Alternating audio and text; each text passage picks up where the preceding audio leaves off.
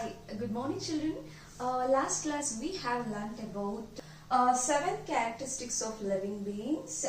Living beings reproduce. Okay, so till here I have explained 6 characteristics, right? 6 characteristics of living being. So seventh one, in the last class I have explained about how reproduction takes place in animals through lay eggs, right? So that I explained, and some animals give directly birth to young ones. So these 2 points last class I have explained, right? So today I am going to explain about plant. Okay, how reproduction takes place in plants. Okay, plants reproduce through seeds, and how reproduction takes place. Reproduction takes place through seeds and stems. Okay, you have seen many plants and trees around us, right? So ನಮ್ಮ ಸುತ್ತಮುತ್ತ ನೀವು ತುಂಬಾ ಸಸ್ಯಗಳನ್ನ ಗಿಡಮರಗಳನ್ನ ನೋಡಿದ್ದೀರಾ ಅಲ್ವಾ? So ಅದರಲ್ಲಿ for example ಈಗ mango ತಗೊಳ್ಳಿ. ಮ್ಯಾಂಗೋ ಹೇಗೆ ಅದು ಇದು ಸೀಡ್ಸ್ ಇಂದ ಆಗುತ್ತಾ ಅಥವಾ ಸ್ಟೆಮ್ ಇಂದ ಆಗುತ್ತಾ? ನೀವು ಅದ್ರೊಳಗಡೆ ನಾವು ವಾಟೆ ಅಂತ ಹೇಳ್ತೀವಲ್ವಾ, ಅದೊಂದು ಬೀಜ ಇರುತ್ತೆ ಅಲ್ವಾ? ಸೊ ಅದರಿಂದ ಏನಾಗುತ್ತೆ, ಮೊಳಕೆ ಬಂದು ಅದು ಸಸ್ಯ ಆಗಿ ಮತ್ತೆ ಮರ ಆಗಿ ಬೆಳೆಯುತ್ತೆ ಅಲ್ವಾ? So how reproduction takes place here? Reproduction takes place through seed. Okay, seeds ಅಂದ್ರೆ ಏನಂತ ಹೇಳ್ತೀವಿ ಕನ್ನಡದಲ್ಲಿ? ನಾವು ಬೀಜ ಅಂತ ಹೇಳ್ತೀವಿ, ಬೀಜಗಳು ಅಂತ. Okay, so list out some examples we can give here. So seeds, plant reproduce through seeds and stems ಅಂತ ನಮಗೆ ಗೊತ್ತಿದೆ. I know, we all know ಅಲ್ವಾ ಹೇಗೆ reproduction ಆಗುತ್ತೆ ಒಂದು ಪ್ಲಾಂಟ್ಸ್ ಅಲ್ಲಿ ಅಂದ್ರೆ ಸೀಡ್ಸ್ ಇಂದ ಮತ್ತೆ ಸ್ಟೆಮ್ಸ್ ಇಂದ ಅಂತ ನಾವು ಹೇಳ್ತೀವಿ. Okay, so let us give could you give some example for this? For example, let us list out examples for seeds. Okay, seeds ಗೆ ಕೆಲವು ಎಕ್ಸಾಂಪಲ್ಸ್ ನ ಕೊಡೋಣ. ಓಕೆ, ಸೀಡ್ಸ್ ಗೆ ಯಾವ್ದು ಎಕ್ಸಾಂಪಲ್ ಕೊಡ್ತೀರಾ? ಯಾವ ಪ್ಲಾಂಟ್ ಸೀಡ್ ಇಂದ ಸೀಡ್ ಇಂದ ಉತ್ಪತ್ತಿ ಆಗುತ್ತೆ ಅಲ್ವಾ? ಸೀಡ್ ಇಂದ ಬೆಳೆಯುತ್ತೆ. ರಿಪ್ರೊಡಕ್ಷನ್ ಪ್ರೋಸೆಸ್ ಯಾವ್ದ್ರಿಂದ ಆಗುತ್ತೆ? Seed.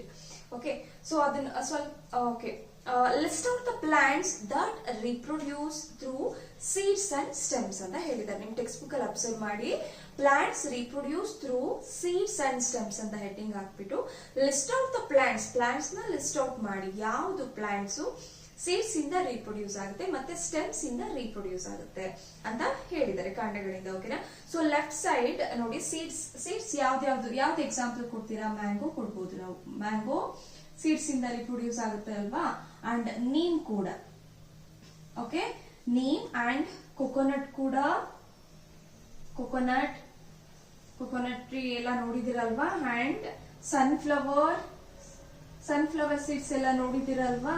S, sunflower and papaya pumpkin also we can add here in seeds part. Okay, reproduction takes place through the what seeds ಅಂತ ಕೂಡ ನಾವು ಹೇಳ್ತೀವಿ. ಸಂತಾನೋತ್ಪತ್ತಿ ಆಗುತ್ತೆ, ಅದ್ರ ಮತ್ತೆ ಇನ್ನೊಂದು ಬೆಳೆಯುತ್ತೆ ಅಂತ ಅದೇ ತರ. ಓಕೆ, ಅಂಡ್ ಸ್ಟೆಮ್ ನಿಮ್ಗೆ ಆಲ್ರೆಡಿ ಗೊತ್ತಿರುತ್ತೆ ಅಲ್ವಾ? Stem part, what are the examples V can give for stem ಅಂತ ಅಂದ್ರೆ ರೋಸ್ ಪ್ಲಾಂಟ್ ಅಲ್ವಾ? ನಿಮ್ಮಮ್ಮ ಎಲ್ಲ ನೋಡ್ತಾರಲ್ವಾ, ಬೇರೆಯವ್ರ ಮನೆಗೆ ಯಾವ್ದಾದ್ರು ಒಂದು ಕಡ್ಡಿನ ಒಂದು ಸ್ಟೆಮ್ ಪಾರ್ಟ್ ಅಂತ ಹೇಳ್ತೀವಿ. With it should have stem bird ಅಂತ ಹೇಳ್ತೀವಿ, ಅಂದ್ರೆ ಕಾಂಡದ ಗಿಣ್ಣು ಅಂತ ಹೇಳ್ತೀವಿ ಅದನ್ನ ನಾವು ಕನ್ನಡದಲ್ಲಿ. ಒಂದ್ ಸ್ವಲ್ಪ ಕಾಂಡದಲ್ಲಿ ಒಂದ್ ಗಿಣ್ಣು ಅಂತ ಒಂದ್ ಬರುತ್ತೆ, ಒಂದ್ ಪಾರ್ಟ್, ಈಗ ಒಂದ್ ಲೈನ್ ನಲ್ಲಿ ಬರುತ್ತೆ ನೋಡಿ, ನಿಮ್ಮಮ್ಮನ್ ಕೇಳಿದ್ರೆ ಹೇಳ್ತಾರೆ. ಸೊ ಆ ಸ್ಟೆಮ್ ಬರ್ಡ್ ಇಂದ ಏನಾಗುತ್ತೆ, ಮತ್ತೆ ಒಂದು ಹೊಸದು ಅದೇ ತರದೊಂದು ಪ್ಲಾಂಟ್ ಬರುತ್ತೆ. ಓಕೆನಾ? So can you give some examples ಅಂದ್ರೆ ಸ್ಟೆಮ್ ಪಾರ್ಟ್ ಇಂದ ಮತ್ತೆ ಒಂದು ಹೊಸ ಗಿಡ ನಾವು ಹೊಸ ಗಿಡ ಬರುತ್ತೆ ಅಂದ್ರೆ ಯಾವ್ದು ಎಕ್ಸಾಂಪಲ್ ಕೊಡ್ಬೋದು? ರೋಸ್ ಅಲ್ವಾ? ರೋಸ್ ಪ್ಲಾಂಟ್ ನ ನಾವು ಹೇಳ್ಬೋದು ಈಸಿಯಾಗಿ. ಆಮೇಲೆ ಯಾವ್ದಾವ್ದು ಎಕ್ಸಾಂಪಲ್ ಕೊಡ್ಬೋದು? ಶುಗರ್ ಕೇನ್, ಕಬ್ಬು ಎಲ್ಲ ನೋಡಿದಿರಲ್ವಾ? ಅದು ಕೂಡ ಅಷ್ಟೇ. ನಾವು ಕಬ್ಬನ್ನ ನಿಮ್ಮಮ್ಮ ಎಲ್ಲ ಬೆಳೆಸಿರ್ತಾರೆ ನೋಡಿ, ಕಬ್ಬನ ಸ್ಟೆಮ್ ನ ಕಟ್ ಮಾಡ್ತಾರೆ. ಆ ಸ್ಟೆಮ್ ಬರ್ಡ್ ಇರುತ್ತೆ ನೋಡಿ ರೈಟ್ ಸೈಡ್ ಅಲ್ಲಿ, ಈ ರೀತಿ ಪಾರ್ಟ್ ನೋಡ್ತೀರಲ್ವಾ? ಇಲ್ಲಿ ಒಂದು ಸ್ಟೆಮ್ ಬಡ್ ಇರುತ್ತೆ. ನೀವು ರೈಟ್ ಸೈಡ್ ಲೆಫ್ಟ್ ಸೈಡ್ ಅಲ್ಲಿ ಅಬ್ಸರ್ವ್ ಮಾಡಿದ್ರೆ ನಿಮ್ಗೆ ಗೊತ್ತಾಗುತ್ತೆ. ನಿಮ್ ಪೇರೆಂಟ್ಸ್ ನ ಕೇಳಿ ಹೇಳ್ತಾರೆ ಸ್ಟೆಮ್ ಬಡ್ ಅಂದ್ರೆ ಯಾವ್ದು ಅಂತ. ಸೊ ಅಥವಾ ಕಾಂಡದ ಗಿಣ್ಣು ಅಂತ ಹೇಳ್ತೀವಲ್ಲ, ಅದ್ಯಾವ್ದು ಅಂತ ಹೇಳಿ ಅಂತ ಕೇಳಿ ಹೇಳ್ತಾರೆ ಅವರು. ಸೊ ಈ ಪಾರ್ಟ್ ಸಮೇತ ಕಟ್ ಮಾಡಿ ನಾವು ನೆಲಕ್ಕೆ ಹಾಕಿದ್ರೆ it will grow easily. So this also we can give best example for stem. Okay, rose, sugarcane and hibiscus ನೋಡಿದಿರಲ್ವಾ? hibiscus hibiscus ಅಂದ್ರೆ ಏನ್ ಹೇಳ್ತಾರೆ ಕನ್ನಡದಲ್ಲಿ ದಾಸವಾಳದ ಗಿಡ, ಓಕೆನಾ, ದಾಸವಾಳದ ಗಿಡ ಅಂತ ಹೇಳ್ತೀವಿ. ಸೊ ದಾಸವಾಳದ ಗಿಡ, that also we can give example. ಅದು ಸ್ಟೆಮ್ ಪಾರ್ಟ್ ನಾವು ಕಟ್ ಮಾಡಿ ಕೂಡ ದಾಸವಾಳದ ಗಿಡ ಅದು ಗ್ರೋ ಆಗುತ್ತೆ. Reproduction takes place through stem here, okay. And potato, bamboo ನೋಡಿದಿರಲ್ವಾ, ಅಂಡ್ ಪೊಟ್ಯಾಟೊ ಆಲ್ಸೋ, ಓಕೆನಾ. ಪೊಟ್ಯಾಟೊ, ಬ್ಯಾಂಬೂ ಇದು ಎಲ್ಲಾವುದು ಅಷ್ಟೇ, ಇದು ಸ್ಟೆಮ್ ಪಾರ್ಟ್ ಇಂದಲೇ ನಾವು ಈಗ ಪೊಟ್ಯಾಟೊ ಸಿಗುತ್ತಲ್ಲ ಅದೇ ನಾವು ಆಕ್ಚುಲಿ ಸ್ಟೆಮ್ ಅಂತ ಹೇಳ್ತೀವಿ, ಅದನ್ನೇ ಸ್ಟೆಮ್ ಅಂತ ಹೇಳ್ತೀವಿ. ಇದನ್ನ ಕಂಪ್ಲೀಟ್ ಡೀಟೇಲ್ ಹೈಯರ್ ಕ್ಲಾಸ್ ಅಲ್ಲಿ ನಿಮ್ಗೆ ಎಕ್ಸ್ಪ್ಲೈನ್ ಮಾಡ್ತೀನಿ. ಸೊ ಇದು ಜಸ್ಟ್ ಇಂಟ್ರೊಡಕ್ಷನ್ ತರ. ಈಗ ಫುಲ್ ಕಂಪ್ಲೀಟ್ ಎಕ್ಸ್ಪ್ಲೈನ್ ಮಾಡಿದ್ರೆ ನಿಮ್ಗೆ ಇನ್ನೂ ಡೀಟೇಲ್ ಆಗಿ ಬರುತ್ತೆ. ಸೆಕ್ಷುವಲ್ ರಿಪ್ರೊಡಕ್ಷನ್, ಪಾಲಿನೇಷನ್ ಹೇಗಾಗುತ್ತೆ ಎಲ್ಲ. So you'll get confuse. So this is not necessary now. In 6th 7th ಅಲ್ಲಿ ಸ್ವಲ್ಪ ನೀವು ಅರ್ಥ ಮಾಡ್ಕೊಂತೀರಾ. Okay, so yeah, this is what we can learn to this. And see here, stem, rose, sugarcane, hibiscus, potato. Okay, and here seeds example ಕೊಡಿ ಅಂದ್ರೆ how reproduction takes place through seeds ಅಂದ್ರೆ ಯಾವ plant you just name it ಅಂದ್ರೆ mango, neem, coconut, sunflower. These are all the examples we can give here. Okay. And see, plant reproduce through seeds and stem. List of the seeds and then you can list out here mango, neem, coconut, sunflower, etc. Pumpkin also you can write there. And stem, rose, sugarcane, hibiscus, potato, etc. So these are all the related to the plant reproduction. Okay. And in this class, very important topic we are going to study, that is life cycle. Okay, life cycle of a plant. Idenu life cycle of a plant. Life cycle of a plant ಅಂದ್ರೆ ಏನಂತ ಹೇಳ್ತೀವಿ ನಾವು ಕನ್ನಡದಲ್ಲಿ? Life cycle of a plant ಅಂದ್ರೆ ಸಸ್ಯದ ಜೀವನ ಚಕ್ರ. ಏನಂತ ಹೇಳ್ತೀವಿ? ಸಸ್ಯದ ಜೀವನ ಚಕ್ರ, life cycle of a plant. ಈಗ ನಮ್ಗೊಂದು ಲೈಫ್ ಸೈಕಲ್ ಇದೆ ಅಲ್ವಾ, ನಮ್ ಹುಟ್ಟು ಸಾವು, ನಾವು ಚಿಕ್ಕವರಾಗ್ತೀವಿ, ಆಮೇಲೆ ದೊಡ್ಡವರಾಗ್ತೀವಿ ಅಲ್ವಾ, ನಮಗೆ ಆಮೇಲೆ ಏಜ್ ಆಗುತ್ತೆ, ಆಮೇಲೆ ಸಾವು. ಸೊ ಈ ರೀತಿ ಒಂದು ಲೈಫ್ ಸೈಕಲ್ ಇದೆ ಅಲ್ವಾ ಎಲ್ರಿಗೂ. ಸೊ ಅದೇ ರೀತಿ ಪ್ಲಾಂಟ್ ಗಳಿಗೂ ಕೂಡ ಒಂದು ಲೈಫ್ ಸೈಕಲ್ ಇದೆ, ಒಂದು ಜೀವನ ಚಕ್ರ ಇದೆ. That we are going to study today. Okay, so okay, just check your text book. You just see your textbook. Seed is an important part of a reproduction in plant. Okay, which is an important part of reproduction in plant. ಒಂದು plant ಅಲ್ಲಿ ಯಾವ part ತುಂಬಾನೇ important part ಅಂತ ಹೇಳ್ತೀವಿ reproduction ಅಂದ್ರೆ seed ಅಂತ ಹೇಳ್ತೀವಿ. ಯಾವ್ದು ಹೇಳಿ? which is the important part of the plant in reproduction ಯಾವುದು? which one? that is the seed ಅಂತ ಹೇಳ್ತಾ ಇದ್ವಿ. Okay, seed is an important part of a reproduction in plant. Seeds, developing from seeds is one of the wonders of nature. ನೋಡಿ, ಈ ಪ್ರಕೃತಿಯಲ್ಲಿ ತುಂಬಾ ಒಂದು ಅದ್ಭುತವಾಗಿರೋದು ಅಂತ ಅಂದ್ರೆ ಹೇಳ್ತಾ ಇದ್ದಾರೆ ಇಲ್ಲಿ. ಸೀಡ್ ಇಂದಲೇ ಸೀಡ್ ಪ್ರೊಡ್ಯೂಸ್ ಆಗುತ್ತೆ ಅಲ್ವಾ. ಈಗ ನೋಡಿ, ಈಗ ನಾವು ಮ್ಯಾಂಗೋ ಟ್ರೀನ ಎಕ್ಸಾಂಪಲ್ ಆಗಿ ತಗೊಂಡ್ರೆ, ಮ್ಯಾಂಗೋ ಅದ್ರೊಳಗಡೆನೆ ಸೀಡ್ಸ್ ಇದೆ ಅಲ್ವಾ. ಸೊ ಆ ಸೀಡ್ಸ್ ನ ನಾವು, ಆ ಬೀಜನ ನಾವು ನೆಲಕ್ಕೆ ಹಾಕಿದ್ರೆ ಆ ಬೀಜದಿಂದಲೇ ಮತ್ತೆ ಒಂದು ಹೊಸ ಗಿಡ ಹುಟ್ಕೊಡುತ್ತೆ ಅಲ್ವಾ. ಮತ್ತೆ ಆ ಹೊಸ ಗಿಡ ಹುಟ್ಟಿ ಏನಾಗುತ್ತೆ? ಸೊ ಸೀಡ್ಸ್ ಆರ್ ಸ್ಟೆಮ್, ಕಾಂಡದ ಗಿಡ, ಸ್ಟೆಮ್ ಬಡ್ ಅಂತ ಹೇಳ್ತೀವಿ ಅಲ್ವಾ. ಈ ಸೀಡ್ಸ್ ನ ನಾವು ನೆಲಕ್ಕೆ ಹಾಕಿದ್ರೆ, ಭೂಮಿಗೆ ಹಾಕಿದ್ರೆ ಏನಾಗುತ್ತೆ? ಮತ್ತೆ ಅದು ಪ್ಲಾಂಟ್ ಆಗಿ ಬೆಳೆಯುತ್ತೆ ಅಲ್ವಾ. ಒಂದು ಪುಟಾಣಿ ಒಂದು ಸಸ್ಯವಾಗಿ ಬೆಳೆಯುತ್ತೆ. ಇದು ನೋಡ್ತೀವಿ. ಮತ್ತೆ ಆ ಸಸ್ಯ ಬೆಳಿತಾ ಬೆಳಿತಾ ಏನ್ ಮಾಡುತ್ತೆ? ಬೆಳೆದಾದ್ಮೇಲೆ ಒಂದು ದೊಡ್ಡ ಮರ ಆಗುತ್ತೆ. ಆಮೇಲೆ ಏನಾಗುತ್ತೆ? ಫ್ಲವರ್ ಬಿಡುತ್ತೆ, ಹೂನ ಕೊಡುತ್ತೆ ಅಲ್ವಾ. It produces flower. Okay, some plants apart from seeds produce new plants through stem buds. You will learn more about them in higher classes. Okay, some plants ಏನಂತ ಹೇಳ್ತಿದ್ದಾರೆ, seeds ಅಲ್ದನೆ ಪ್ರೊಡ್ಯೂಸ್ ನ್ಯೂ ಪ್ಲಾಂಟ್ ನ produce ಮಾಡುತ್ತೆ. ಹೇಗೆ? Stem ಮೂಲಕನೂ ಕೂಡ ಒಂದು new plant ನ produce ಮಾಡುತ್ತೆ ಅಂತ ಹೇಳ್ತಾರೆ. ಅದು ಕಂಪ್ಲೀಟ್ ಡೀಟೇಲ್ ಆಗಿ ಹೈಯರ್ ಕ್ಲಾಸ್ ಅಲ್ಲಿ ಹೇಳ್ತೀನಿ. ಓಕೆ, ಸೊ ಪ್ಲಾಂಟ್ ಆಗಿ ಆ ಸೀಡ್ಸ್ ಏನ್ ಹಾಕ್ತಿವಿ ನಾವು, ಭೂಮಿಲಿ ಹಾಕ್ತಿವಿ, ನೀರ್ ಹಾಕ್ತಿವಿ, ಅದು ಒಂದು ಸಸ್ಯವಾಗಿ ಬೆಳೆಯುತ್ತೆ ಅಲ್ವಾ. ಅದು ಸಸ್ಯ ಆಗುತ್ತೆ. ನೆಕ್ಸ್ಟ್ ಏನಾಗುತ್ತೆ? ಅದು ಫ್ಲವರ್ ನ ಬಿಡುತ್ತೆ, ಹೂವನ್ನ ಬಿಡುತ್ತೆ. ಓಕೆ, ಆಮೇಲೆ ಏನಾಗುತ್ತೆ? ಆ ಹೂ ಏನಾಗುತ್ತೆ? ಹೂ ಬಿಡುತ್ತೆ ಅಲ್ವಾ. ಮಾವಿನ ಮರದಲ್ಲೆಲ್ಲ ನೀವು ತುಂಬಾ ಫ್ಲವರ್ಸ್ ಎಲ್ಲ ನೋಡಿದಿರಲ್ವಾ. ಆ ಹೂ ಏನಾಗುತ್ತೆ? ಆಮೇಲೆ ಅನ್ರೈಪನ್ ಫ್ರೂಟ್ ಅಂದ್ರೆ ಕಾಯಿ ಆಗುತ್ತೆ. ಓಕೆ, ಅನ್ರೈಪನ್ ಫ್ರೂಟ್ ಅಂದ್ರೆ what's the meaning of ಅನ್ರೈಪನ್ fruit ಅಂದ್ರೆ ಕಾಯಿ ಅಂತ ನಾವು ಹೇಳ್ತೀವಿ. ಸೊ ಕಾಯಿ ಆಗುತ್ತೆ. ಆಮೇಲೆ ಅದು ಅಲ್ವಾ, ನಾವು ಮಾವಿನಕಾಯಿ ಅಂತ ಹೇಳ್ತೀವಿ. ಮಾವಿನಕಾಯಿ ಫಸ್ಟ್ ತುಂಬಾ ಗ್ರೀನ್ ಕಲರ್ ಇರುತ್ತೆ, ಆಮೇಲೆ ಸ್ವಲ್ಪ ಎಲ್ಲೋ ಟರ್ನ್ ಆಗುತ್ತೆ ಅಲ್ವಾ. ಸೊ ಆಮೇಲೆ ಅನ್ರೈಪನ್ ಫ್ರೂಟ್ಸ್, ಆಮೇಲೆ ಸ್ವಲ್ಪ ದಿನ ಆದ್ಮೇಲೆ ಏನಾಗುತ್ತೆ? ಫ್ರೂಟ್ ಆಗುತ್ತೆ. ಫ್ರೂಟ್ ಆದ್ಮೇಲೆ ಏನ್ ಮಾಡ್ತೀವಿ? ನೀವಂತೂ ಬಿಡಲ್ಲ, ಎಲ್ಲ ತಿಂದಾಕ್ಬಿಡ್ತೀರಲ್ವಾ. ಸೊ ಎಲ್ರಿಗೂ ಫ್ರೂಟ್ ತುಂಬಾನೇ ಇಷ್ಟ.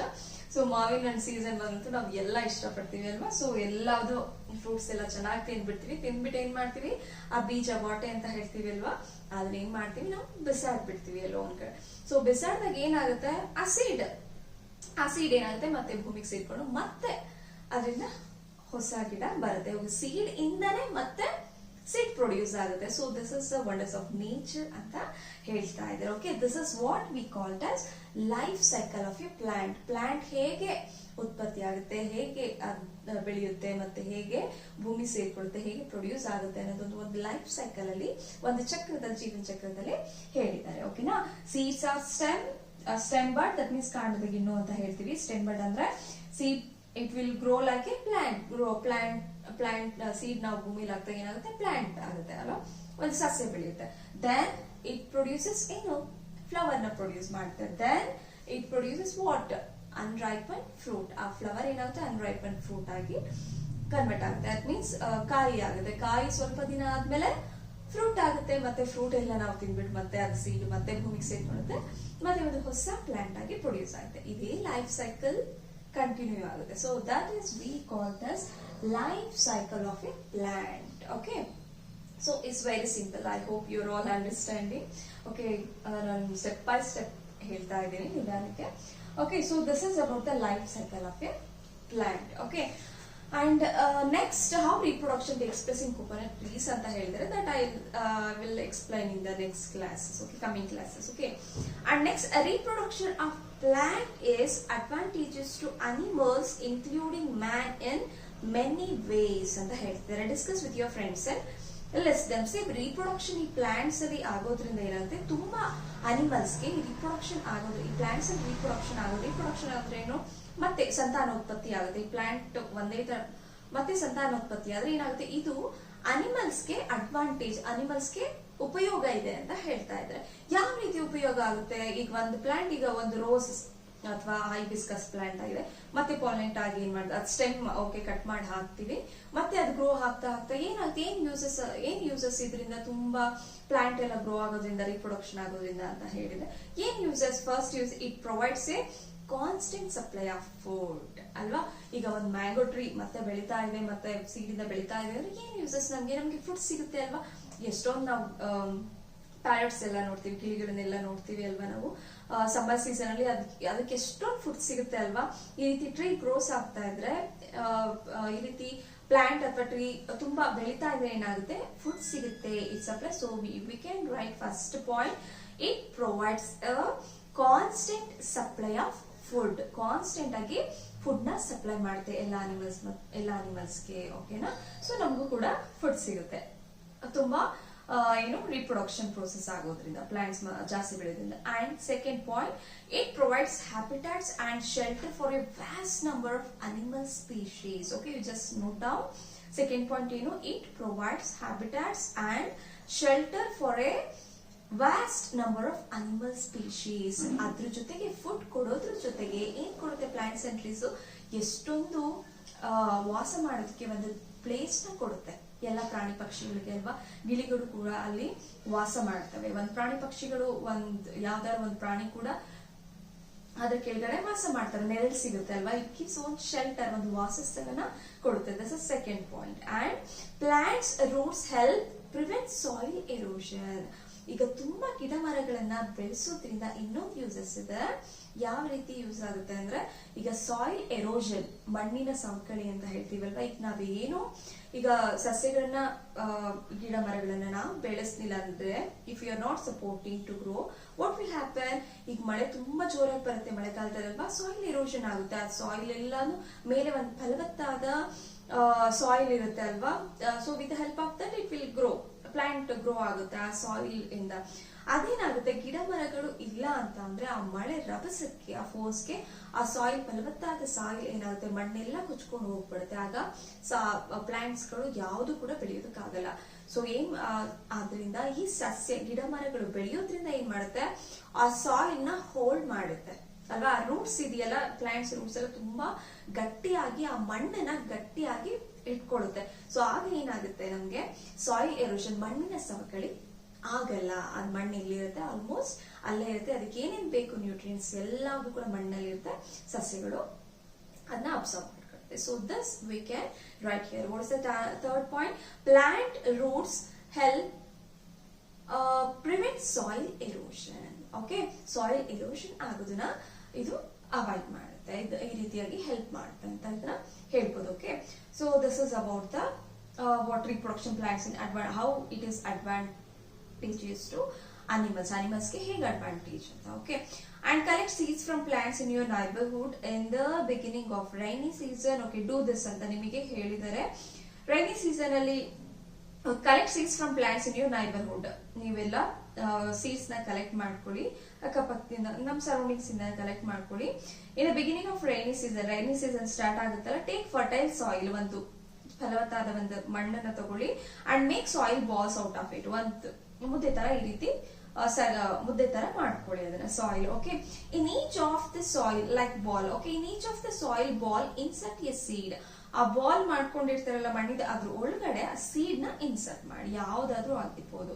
ಓಕೆ, ಒಂದು ಗ್ರೌಂಡ್ ನಟ್ ಸೀಡ್ಸ್ ಇನ್ಸರ್ಟ್ ಮಾಡಿದ್ರು ಕೂಡ, ಕಡಲೆ ಬೀಜ ಅಂತ ಹೇಳ್ತೀವಿ, ಕಡಲೆಕಾಯಿ ಬರುತ್ತೆ ಅಲ್ವಾ, ಸೊ ಅದನ್ನ ಇನ್ಸರ್ಟ್ ಮಾಡಿ. ವೆನ್ ರೈನ್ ಸ್ಟಾರ್ಟ್ಸ್, ಯಾವಾಗ ಮಳೆ ಸ್ಟಾರ್ಟ್ ಆಗುತ್ತೆ, plant them in the soil, ಆಗ ಭೂಮಿಗೆ ಉಂಡೆ ಮಾಡ್ಕೊಂಡಿರ್ತಾರಲ್ಲ ಮಣ್ಣು, ಅದ್ರೊಳಗಡೆ ಸೀಡ್ಸ್ ಇರ್ತಲ್ಲ, ಅದನ್ನ ಸ್ವಲ್ಪ ಗುಂಡಿ ತೋಡ್ಬಿಟ್ಟು ಅದಕ್ಕೆ ಭೂಮಿಗೆ ಸೇರಿಸಿ. ಡೂ ದಿಸ್ ಎವ್ರಿ ಇಯರ್, ಪ್ರತಿ ವರ್ಷನೂ ಈ ರೀತಿ ನೀವು ಮಾಡಿ. In this way some seeds you have put might grow very well in future. So future ಅಲ್ಲಿ ಗಿಡ ಮರಗಳು ಜಾಸ್ತಿ ಆಗುತ್ತೆ. So this activity we can do. This is the easy way to grow all plants and trees, right? So we can do it. So this is about the reproduction, how reproduction takes place in plants and animals. Okay, last class I have explained about how reproduction, ಸಂತಾನೋತ್ಪತ್ತಿ ಹೇಗೆ animals ಅಲ್ಲಿ ಆಗುತ್ತೆ ಅಂತ ನಾನು ಹೇಳಿದೆ. eggs produce ಇಂದ ಮತ್ತೆ directly give birth to young ones, ಅದು animals 2 points ಹೇಳಿದಿನ. And today I explained about how reproduction takes place in plants, ಹೇಗೆ ಸಂತಾನೋತ್ಪತ್ತಿ ಸಸ್ಯಗಳಲ್ಲಿ ಆಗುತ್ತೆ ಅಂತ ಹೇಳಿದಿನಲ್ವಾ, ಸ್ಟೆಮ್ ಮತ್ತೆ ಸೀಡ್ ಇಂದ ಅಂತ ಹೇಳಿದೀನಿ. So these all the points you have to remember. Okay, ನನ್ನ ಯೂಟ್ಯೂಬ್ ಚಾನೆಲ್ಗೆ ಯಾರೆಲ್ಲ ಸಬ್ಸ್ಕ್ರೈಬ್ ಆಗಿಲ್ಲ ದಯವಿಟ್ಟು ಸಬ್ಸ್ಕ್ರೈಬ್ ಆಗಿ. ಈ ರೀತಿ ವಿಡಿಯೋಸ್ ನಿಮ್ಗೆ ಡೈಲಿ ನಾನು ಅಪ್ಲೋಡ್ ಮಾಡೋದಕ್ಕೆ ಟ್ರೈ ಮಾಡ್ತೀನಿ. ಅಂಡ್ ಈ ತರ ವಿಡಿಯೋಸ್ ನಾನು ಪ್ಲೇ ಲಿಸ್ಟ್, ನನ್ನ ಯೂಟ್ಯೂಬ್ ಚಾನಲ್ ಪ್ಲೇ ಲಿಸ್ಟ್ ಅಂತ ಒಂದು ಆಪ್ಷನ್ ಇದೆ. ಆ ಪ್ಲೇ ಲಿಸ್ಟ್ ಆಪ್ಷನ್ ಹೋದ್ರೆ ಲಿವಿಂಗ್ ವರ್ಲ್ಡ್ ಅಂತ ನಾನು ಹೆಡ್ಡಿಂಗ್ ಹಾಕಿದೀನಿ. ಸೊ ಲಿವಿಂಗ್ ವರ್ಲ್ಡ್ ಅಲ್ಲಿ ಈ ಲೆಸನ್ ರಿಲೇಟೆಡ್ ಏನೇನ್ ವಿಡಿಯೋಸ್ ಮಾಡಿದೀನಿ ಟಾಪಿಕ್ ವೈಸ್ ಅದು ಎಲ್ಲಾವುದು ಇದೆ. So you just go through that playlist and you just watch these videos. And ಮಕ್ಕಳಿಗೆ ಇದು ಹೆಲ್ಪ್ ಆಗ್ಲಿ ಅಂತ ಮಾಡ್ತೀನಿ. ಸೊ ಆದಷ್ಟು ನಿಮ್ ಕ್ಲಾಸ್ಮೇಟ್ಸ್ ಅಥವಾ ಯಾರ ಫ್ರೆಂಡ್ಸ್ಗೆ ಇದನ್ನ ಶೇರ್ ಮಾಡಿ. Okay, thank you all. Thank you children. And tomorrow, 1 minute, tomorrow I am going to explain about living beings respond to stimulus. 8th point, that is 7th point till 7th point I have explained living beings reproduce. Tomorrow I am going to explain about 8 characteristics of living beings. 8th one, living beings respond to stimulus. ಅಂದ್ರೆ ಜೀವಿಗಳು ಪ್ರಚೋದನೆಗೆ ಪ್ರತಿಕ್ರಿಯಿಸುತ್ತವೆ. Okay, thank you.